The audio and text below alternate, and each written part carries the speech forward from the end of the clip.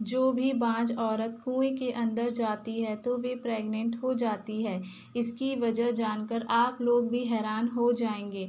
ना बाबा ना, मैं तो ये काम नहीं करूँगी। मुझे तो पानी से बहुत डर लगता है। अब भला संतान के खातिर कुएं में कौन उतरता है।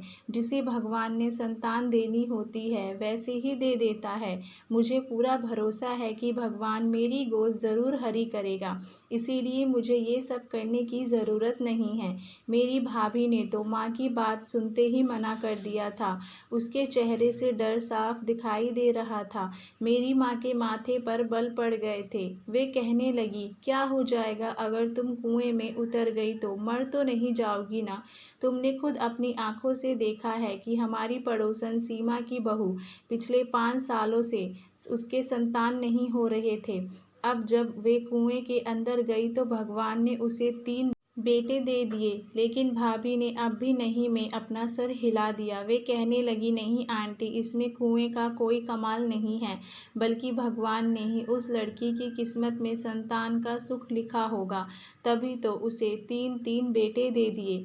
भाभी की बात सुनकर माँ का पारा चढ़ गया। वे कहने लगी, इन चीज़ों में भगवान की कोई कृपा होती है।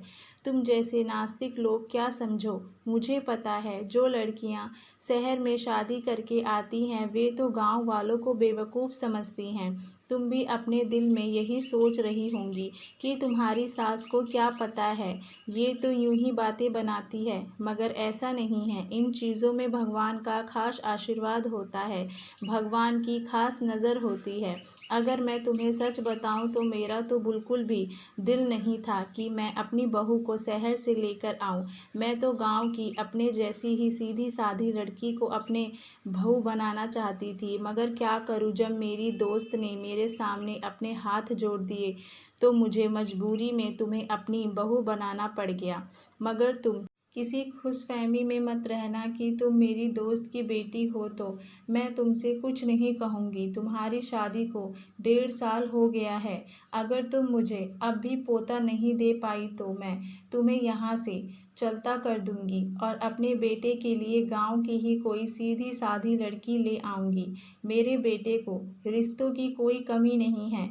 माँ इतना कहकर अपने पैर पटकती हुई कमरे से बाहर निकल गई थी। भाभी की आंखें आंसुओं से भर गई थी। मुझे उनकी तरफ देखकर बहुत ज़्यादा दुख हो रहा था। वे बहुत सीधी सादी और मासूम सी लड़की थी, मगर मेरी माँ सुबह शाम उन्हें ताने देती और कोसती रहती थी, जिसकी वजह सिर्फ यही थी कि वे शहर से आई थीं, जबकि हम लोग गांव के रहने वाले थे। शाम में जब भाई अपने कमरे से वापस आए तो माँ ने भाभी को डराने के लिए उनसे भी कह दिया, विष्णु, तुम दोनों पति पत्नी के पास बस 2 महीने का ही समय है। अगर तुमने इतने समय में मुझे खुशखबरी दे दी तो ठीक है, वरना तो फिर मैं तुम्हारी दूसरी शादी करवा दूंगी। माँ की ये बात सुनकर विष्णु भाई बहुत ज़्यादा परेशान हो गए। वे कहने लगे, माँ, आप कैसी बातें कर रही हैं? मेरी पत्नी भूमि में किस चीज़ की कमी है? भगवान की कृपा से बहुत ज़्यादा खूबसूरत है, पढ़ी लिखी है, समझदार है। उसने हमारे पूरे घर को संभाला हुआ है और अब आप मेरी दूसरी शादी बीच में कहाँ से ले आईं? माँ कहने लगी कि समझदार तो गांव की लड़कियां भी होती हैं, लेकिन मुझे सिर्फ अपने पोते से मतलब है। अपने बाद तुम ये ज़मीन जायदाद किसके नाम पर छोड़कर जाओगे? कोई तो तुम्हारा नाम लेने वाला होना चाहिए। मुझे तो हर हाल में पोता चाहिए। मैं कुछ नहीं जानती। माँ की बात सुनकर भाई चुप ही रहे। माँ ने अचानक से भाई का हाथ उठाकर अपने सर पर रख दिया और कहने लगी, तुझे मेरी कसम है विष्णु, अगर मुझे 2 महीने के अंदर अंदर पोते की खुशखबरी नहीं मिली तो मैं तुम्हारी दूसरी शादी कर दूंगी और तू मेरी बात से इनकार नहीं करेगा। माँ की ये बात सुनकर भाई के चेहरे का रंग उड़ गया, मगर उन्होंने अपने आप को कंट्रोल कर लिया और माँ से कहा कि ठीक है, मैं वादा करता हूँ, अगर मैं आपको खुशखबरी ना दे पाया तो आप मेरी दूसरी शादी कर दीजिएगा। भाई और माँ की बातें भाभी किचन में खड़ी सुन रही थी। जब भाई ने माँ से दूसरी शादी के लिए हामी भरी तो भाभी का सांस ऊपर का ऊपर और नीचे का नीचे ही रह गया। उनकी आंखों से आंसू गिरने लगे थे। मैंने अपनी भाभी को तसल्ली दी और उनसे कहने लगी कि आप फ़िक्र ना करें, भाई ने तो सिर्फ़ माँ का दिल रखने के लिए ये सब कुछ कह दिया होगा। भाई ऐसा कुछ नहीं करने वाले। लेकिन भाभी के आंसू रुकने का नाम नहीं ले रहे थे। वे कहने लगी, कोई भी इतनी बड़ी बात ऐसे ही मज़ाक में नहीं करता। तुम भगवान से प्रार्थना करो कि वे मुझे भी संतान दे दे। मैंने कहा, भाभी तुम फ़िक्र मत करो, सब ठीक हो जाएगा। भाभी खामोशी से अपने कमरे में चली गईं। फिर वे रात के खाने के लिए भी अपने कमरे से बाहर नहीं आईं। भाई एक ट्रे में भाभी के लिए खाना अपने कमरे में ही लेकर चले गए, लेकिन भाभी ने खाना नहीं खाया था। सुबह भी वे कमरे से नहीं निकली। भाई भी बहुत ज़्यादा परेशान लग रहे थे। ज़ाहिर सी बात है, उन्होंने अपने कमरे में अपनी पत्नी को मनाने की कोशिश की होगी, मगर वे मानने के लिए तैयार नहीं होंगी।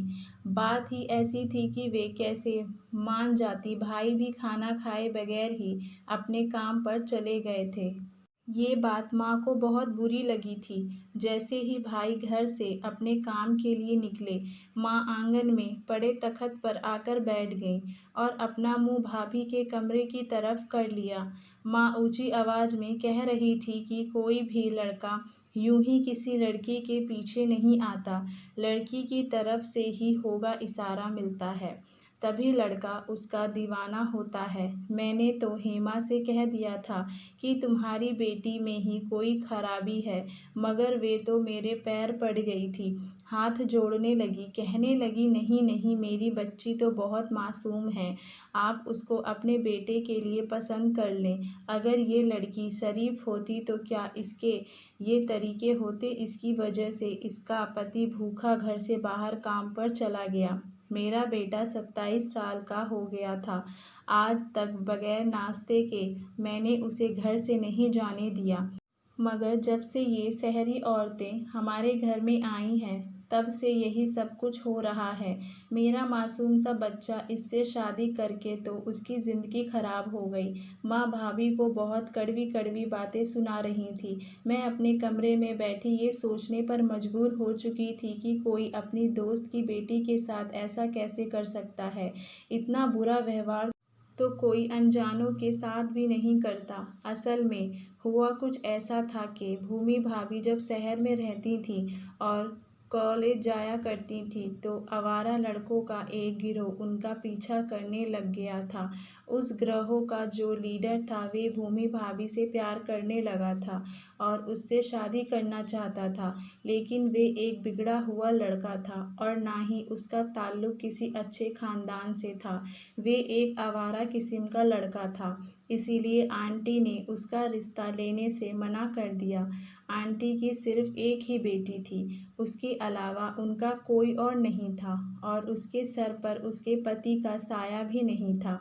इन आवारा और गुंडे लड़कों ने तो साफ साफ कह दिया था कि अगर भूमि की शादी उसके साथ नहीं हुई तो वे भूमि को उठाकर ले जाएगा।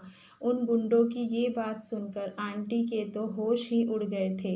इन हालात की वजह से आंटी बहुत ज़्यादा परेशान हो गई थीं।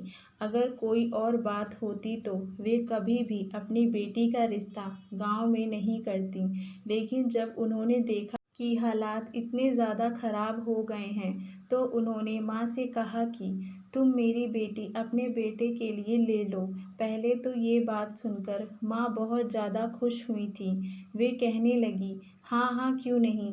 लेकिन जब माँ को पता चला कि भाभी के पीछे कुछ गुंडे लड़के लगे हुए हैं, तो उन्होंने आंटी से ये रिश्ता लेने से मना कर दिया था। वे कहने लगी, दुनिया में मेरा एक ही बेटा है, अगर इसमें इस तरह एक बिगड़ी हुई लड़की के साथ उसका रिश्ता कर दिया तो मुझे डर है कि मेरे बेटे के साथ कुछ गलत ना हो जाए। वे गुंडे तो उसे मार ही डालेंगे, कहीं वे लड़का अपने बदला मेरे बेटे से ना ले ले, इसीलिए मैं तुम्हारी बेटी का रिश्ता अपने बेटे के साथ नहीं कर सकती। लेकिन आंटी ने मेरी माँ के आगे अपने हाथ पैर जोड़ दिए थे, उनके पैरों में बैठ गई थी। कहने लगी, तुम मेरी बेटी का रिश्ता ले लो, नहीं तो मैं उसकी ज़िंदगी बर्बाद हो जाएगी। पता नहीं वे गुंडे उसके साथ क्या करेंगे। मेरी माँ ने चाहते हुए भी अपनी दोस्त की बात मानने पर मजबूर हो गई। इस तरह भूमि भाभी की शादी मेरे भाई के साथ हो गई। भूमि एक बहुत ही अच्छी, सुलझी हुई और समझदार लड़की थी। उनको हमारे घर में आए हुए 1.5 साल हो गया था, मगर मैंने उनमें कोई भी बुराई नहीं देखी थी। उन्होंने कभी भी मेरे भाई के साथ कोई लड़ाई झगड़ा नहीं किया था और ना ही किसी किस्म की बात पर कोई शिकायत की थी। यहाँ तक कि उन्होंने माँ को भी कभी किसी बात पर कोई जवाब तक नहीं दिया था। पूरे घर का काम भी वही करती थी, मगर फिर भी माँ उनसे नाराज़ ही रहती थी। माँ का यही कहना था कि शहर की लड़कियाँ अच्छी नहीं होती। तब मैं अपनी माँ को समझाती रहती कि माँ, आप इस तरह भाभी को नहीं कहा करें। हमारी भाभी हर तरीके से एक अच्छी लड़की है, आपको उनकी कदर करनी चाहिए। मगर माँ ये बातें कहाँ समझती थी। वे तो इसी बात से गुरूर में थी कि उनकी दोस्त ने खुद हाथ जोड़कर अपनी बेटी का रिश्ता उसके बेटे के लिए दिया था।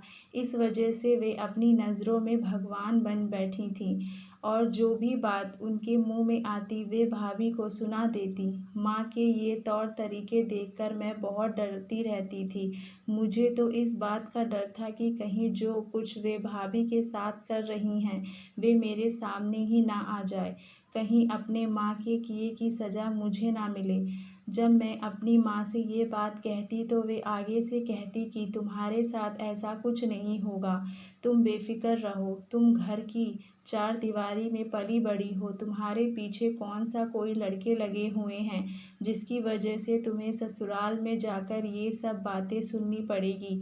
माँ तो बगैर सोचे समझे अपना मुंह फाड़ के ये सब बातें कह देती थी, जबकि मैं तो अंदर तक हिल कर रह जाती थी। खैर, माँ के चीखने चिल्लाने से भाभी डरकर कमरे से बाहर आ गई और चुपचाप नाश्ता बना लिया। वे घर के काम काज फिर से करने लगी थी, मगर मैंने उनके चेहरे पर कोई भी मुस्कुराहट नहीं देखी थी। जब वे किचन में काम कर रही थी तो मैं उनके पास चली गई।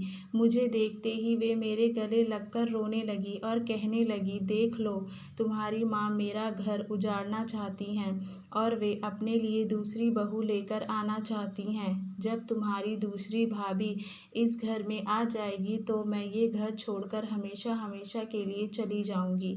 मैं इस घर में नहीं रह सकती। मैंने भाभी को तसल्ली दी और उनसे बोला, ऐसा कुछ नहीं होगा, आप बेफिक्र रहें। भाभी फूट फूट कर रोने लगी। वे बोली, जब तुम्हारे भाई ने दूसरी शादी की हामी भर ली है तो फिर भला उसे कौन रोक सकेगा। मगर मैं तुम्हें एक बात साफ साफ बता देती हूँ कि मैं अपने पति को किसी दूसरी औरत का होते हुए नहीं देख सकती। मैं किसी भी हाल में अपनी सौतन के साथ नहीं रह सकती। मैं यहाँ से चली जाऊँगी।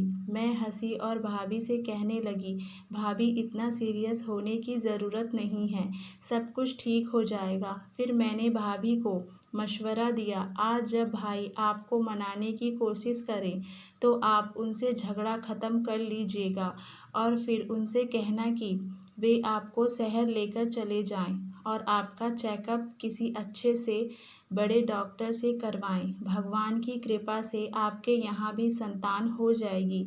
भाभी को मेरा ये मशवरा अच्छा लगा था तो वे एकदम से मुस्कुरा दी और मेरे गले लगकर बोली, तुम्हारा बहुत बहुत एहसान है कि तुमने मुझे ये मशवरा दिया है। मैं आज ही विष्णु से बात करती हूँ। फिर ऐसा ही हुआ कि 3 दिन बाद भाई भाभी को लेकर शहर चले गए। माँ ने तो उनसे बहुत मना किया, मगर वे कहाँ रुकने वाले थे। उन्होंने कहा कि माँ, जो बातें आपकी मानने वाली होती है मैं वे बात मान लेता हूँ। अब मैं अपनी तसल्ली के लिए अपनी पत्नी को शहर लेकर जाना चाहता हूँ। भाई और भाभी शहर चले गए थे और फिर पूरे 4 दिन के बाद ही वापस आए थे, क्योंकि भाभी अपनी माँ के घर रुक गई थी। जब वे दोनों वापस आए तो भाई बिल्कुल नॉर्मल से थे। मगर भाभी का चेहरा कुछ उतरा हुआ था। मैं भाभी के पास गई तो बोली, मुझे पता है आप अपनी माँ का घर छोड़कर आई हैं। इस वजह से आप बहुत परेशान होंगी और उदास भी होंगी।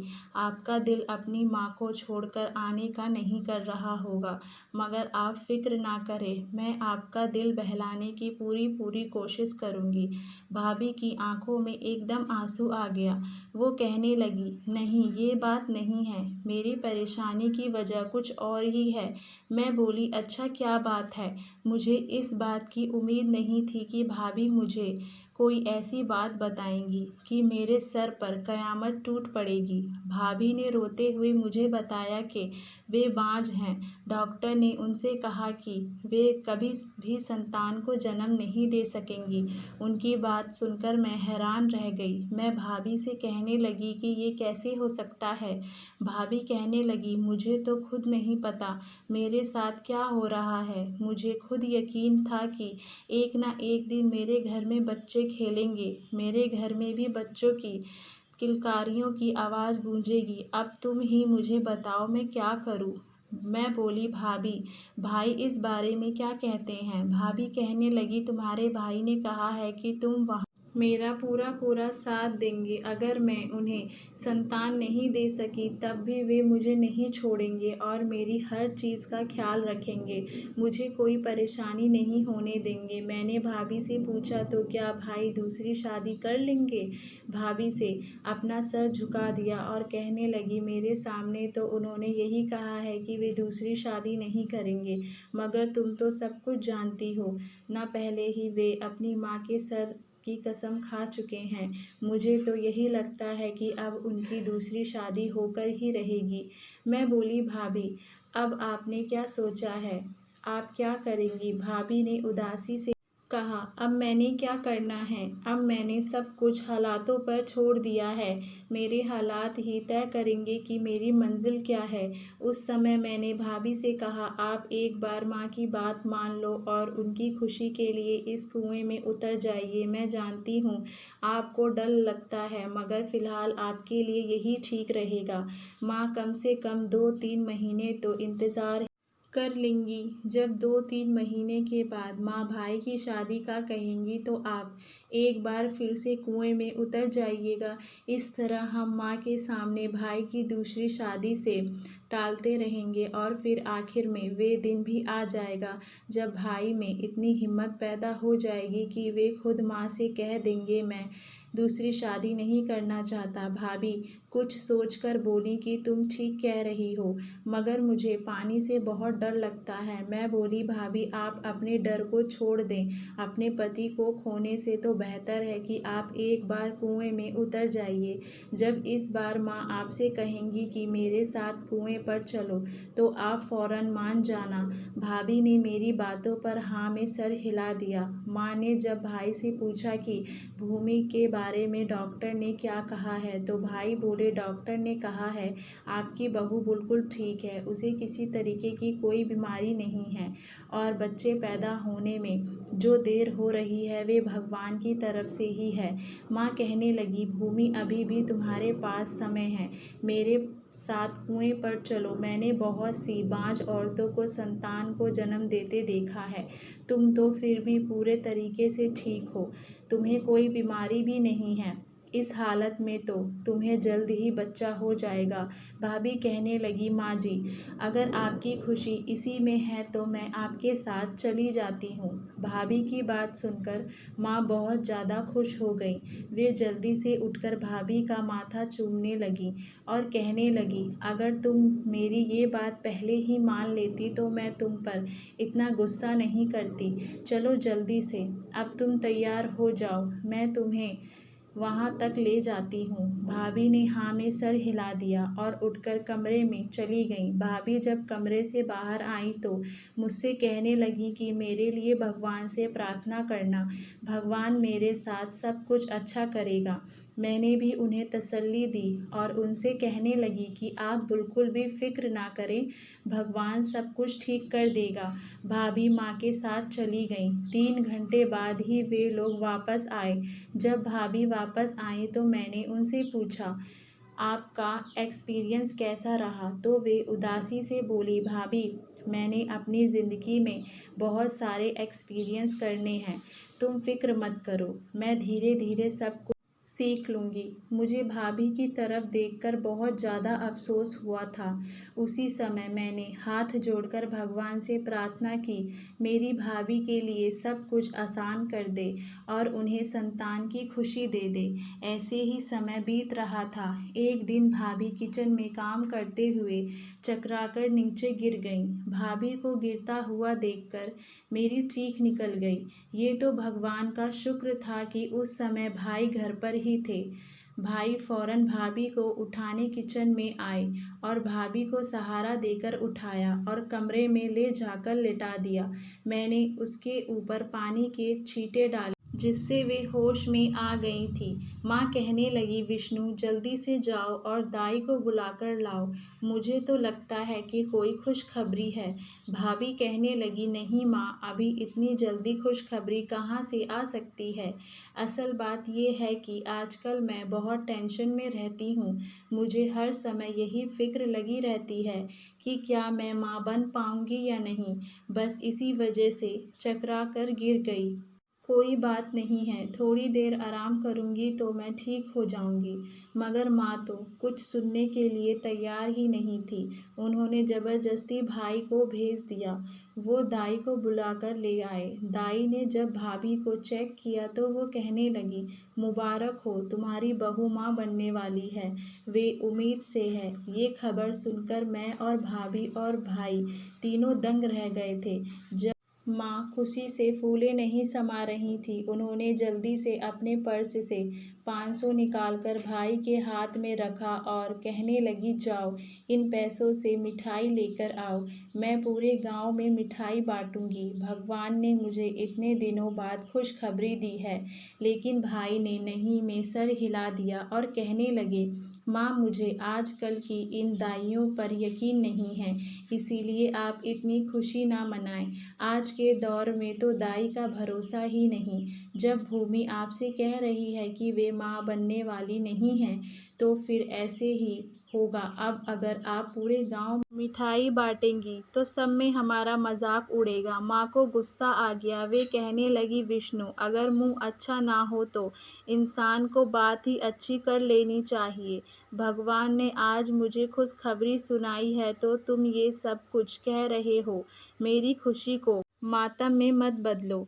तुम चुपचाप जाकर मिठाई लेकर आओ। भाई ने अब भी नहीं में सर हिला दिया। वे कहने लगा, माँ जब तक मैं शहर के डॉक्टर से अपनी पत्नी का चेकअप नहीं करवा लूँगा, मैं कोई मिठाई नहीं बांटूँगा। और मैं आपसे भी यही कह रहा हूँ कि ये खबर अभी आप किसी को नहीं बताइएगा, सिर्फ अपने तक ही रखना। माँ कहने लगी, तो फिर इंतज़ार किस बात का है, जल्दी से बस की टिकट कराओ, हम तीनों बल्कि चारों जाकर भूमि का चेकअप कराते हैं। माँ ने तो अफरा तफरी मचाई हुई थी। वे तो कल का भी इंतज़ार करने के लिए राजी नहीं थी, इसीलिए भाई को मजबूरन शाम 6 बजे ही टिकट करवाना पड़ा। हम चारों भाभी के घर ही जा रहे थे।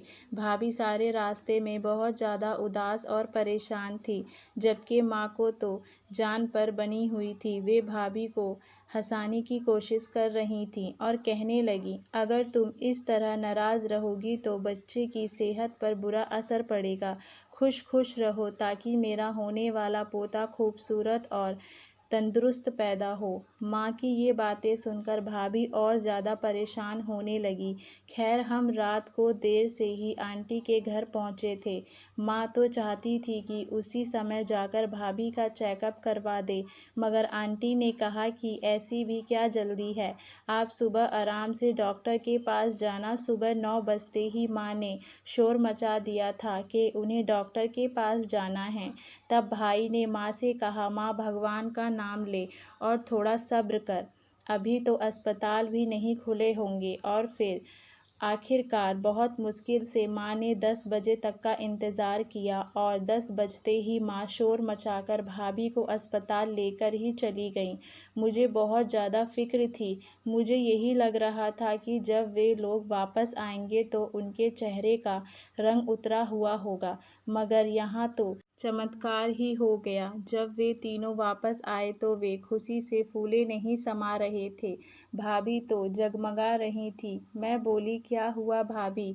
मेरे गले लग गई और कहने लगी, चमत्कार हो गया है। मैं भी बेवकूफ़ थी जो कुएं की करामात पर भरोसा नहीं कर रही थी। लेकिन आंटी ठीक कहती थी। शहर में पहली बार जिस डॉक्टर से अपना चेकअप करवाने गई थी, आज भी उसी डॉक्टर ने मुझे चेक किया तो वे डॉक्टर भी हैरान रह गई।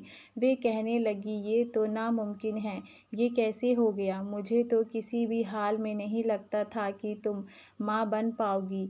ये तुम प्रेग्नेंट कैसे हो गई? मैं तो खुशी से पूरे घर में नाचने लगी थी।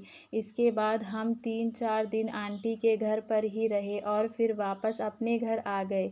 घर वापस आते ही पूरे मोहल्ले के लिए मिठाई के टोकरे घर लेकर आए। माँ ने सब लोगों का मुंह मीठा करवाया। मैं बहुत हैरान थी कि आखिर ये सब कैसे मुमकिन है। जब शहर के एक बड़े डॉक्टर ने कह दिया था कि भाभी बांझ है, तो फिर एक कुएं की वजह से वे संतान कैसे पैदा कर सकती हैं। मुझे तो शुरू से ही ऐसी चीज़ों के बारे में जानने का बहुत शौक था। अब तो मेरा शक और ज़्यादा बढ़ गया था। मैं शुरू से ही सस्पेक्ट्स वाली डाइजेस्ट पढ़ा करती थी। जब एंड में किसी का कोई राज खुलता था तो मुझे बहुत खुशी होती थी। अब मेरी भी ज़िंदगी में ये मौका आया था कि मैं एक राज को खुद से खोलूं। ये काम मुझे बहुत चैलेंजिंग लगता था। इसीलिए मैंने सोच लिया था कि घर वालों से चोरी छिपे मैं इस राज तक ज़रूर पहुंचूंगी।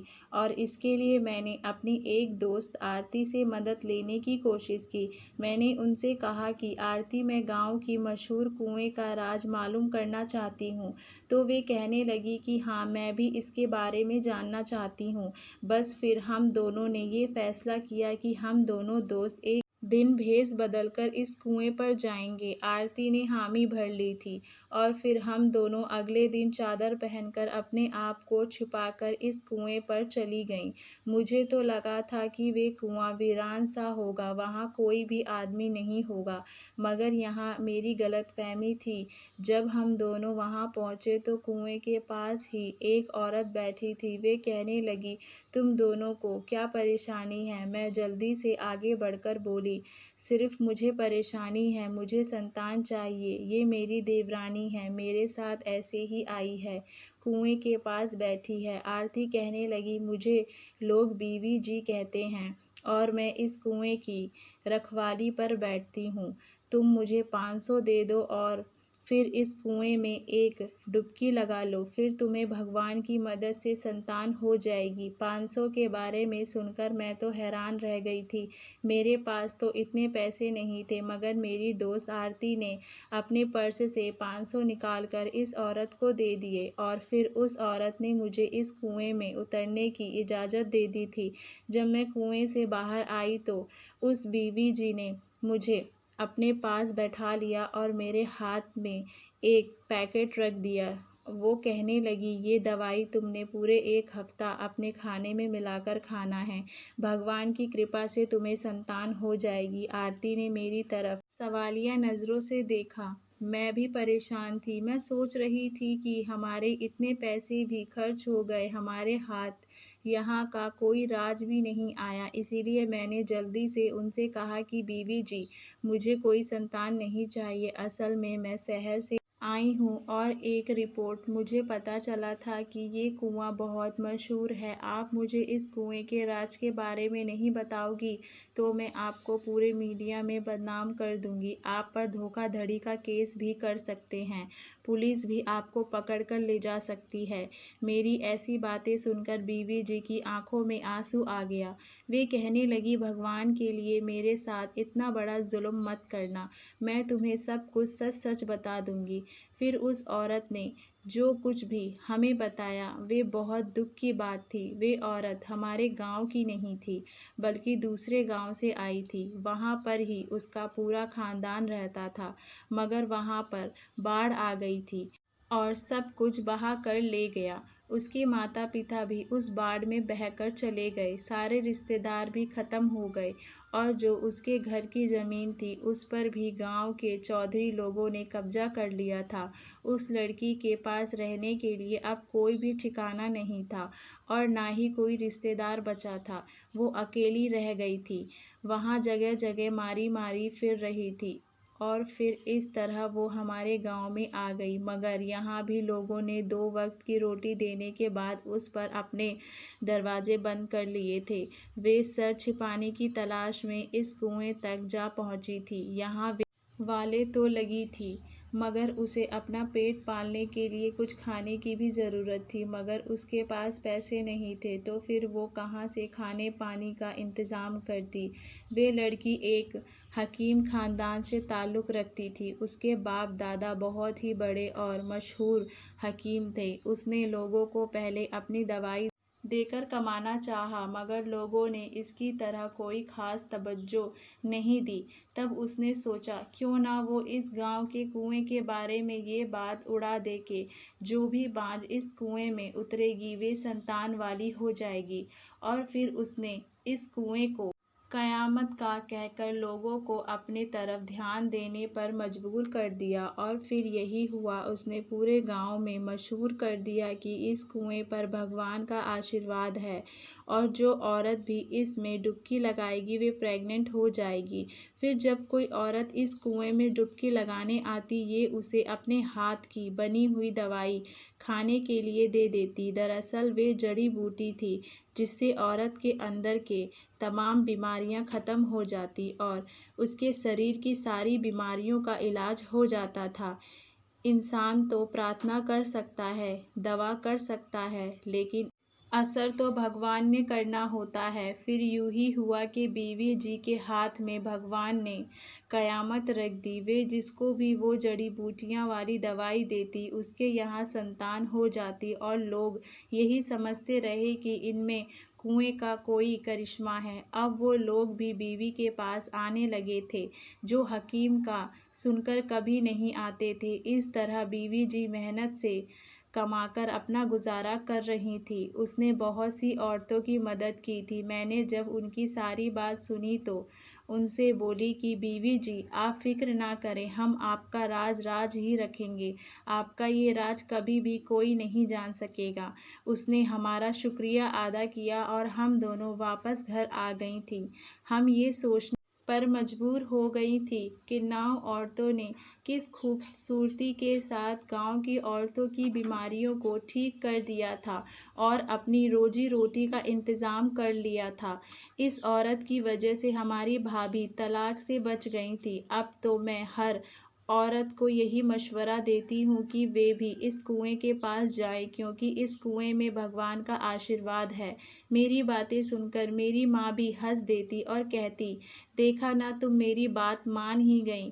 माँ की बात सुनकर मैं खामोश हो जाती, क्योंकि मैंने कोई भी बात बगैर सच्चाई जाने नहीं मानी थी। मुझे तो इस कुएं का राज मालूम हो चुका था और मैं नहीं चाहती थी कि ये राज किसी और को मालूम हो जाए, क्योंकि मुझे डर था कि कहीं बीवी जी की रोटी बंद ना हो जाए और बाकी औरतों की भी बीमारियां ठीक होनी बंद ना हो जाएं। सच बात है, भगवान हर किसी का मदद करता है, बस नीयत की सच्चाई होनी चाहिए। दोस्तों, उम्मीद करती हूँ आपको हमारी कहानी पसंद आई होगी। कहानी पसंद आई है तो वीडियो को लाइक करें, चैनल पर नए हैं तो चैनल को सब्सक्राइब करें और हाँ, नोटिफिकेशन बेल को ज़रूर दबाएं ताकि अगली अपडेट सबसे पहले